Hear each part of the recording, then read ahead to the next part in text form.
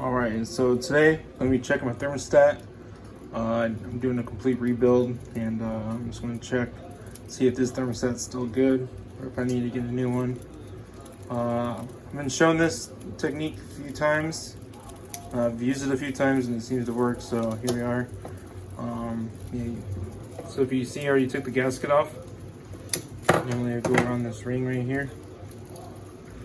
And so what you do is you drop it in here, and if this shrinks, that means it's working. And if it doesn't, then it's not working. So what we'll do is we'll watch it, see what it does.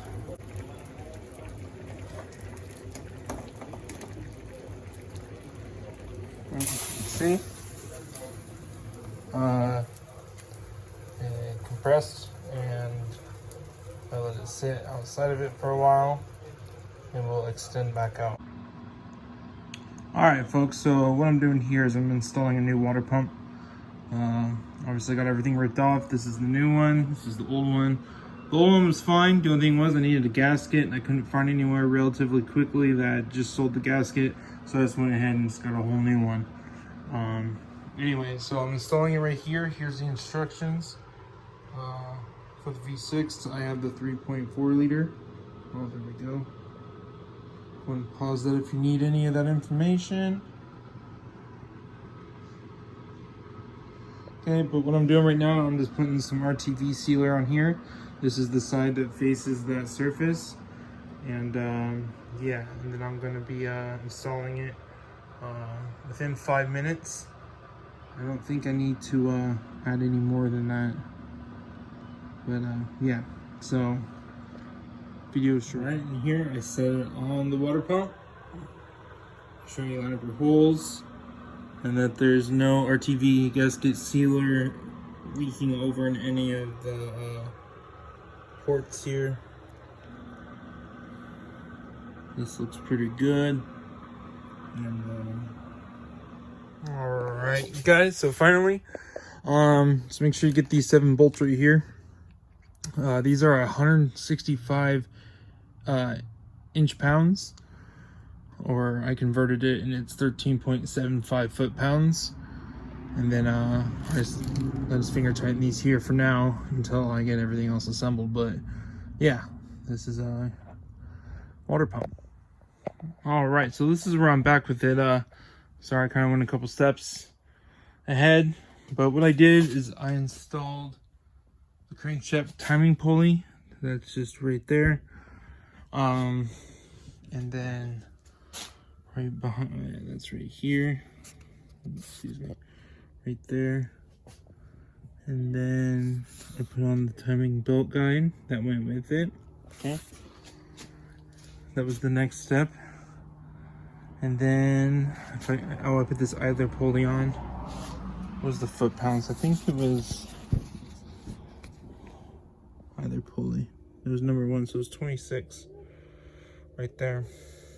Okay. After that, put the cover on. I don't know what they call it. Excuse me.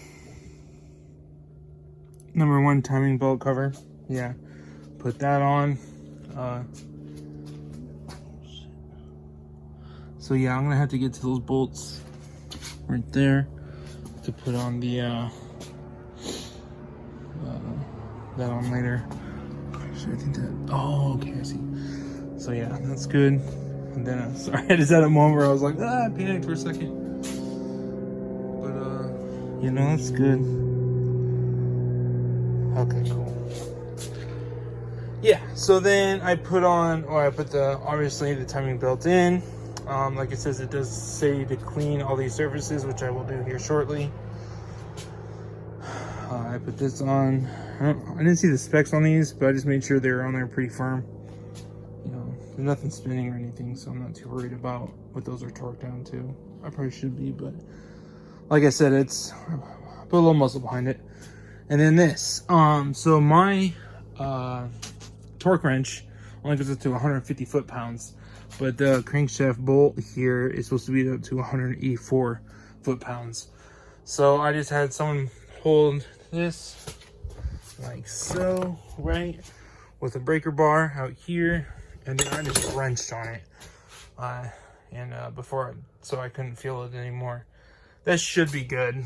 I feel pretty good about it. Like, I'm 250. I was putting my body into it. So yeah, that's that. So I think I'm gonna break for now. The reason I have this covered is because it started rusting. I gotta clean that up before I get back into it. But yeah, so this is where it stands right now. It is still top dead center from, oops, maybe it's off a little bit. So I gotta crank that back. But yeah, so that's where it sits now. And crap, what am I thinking? I think that's it.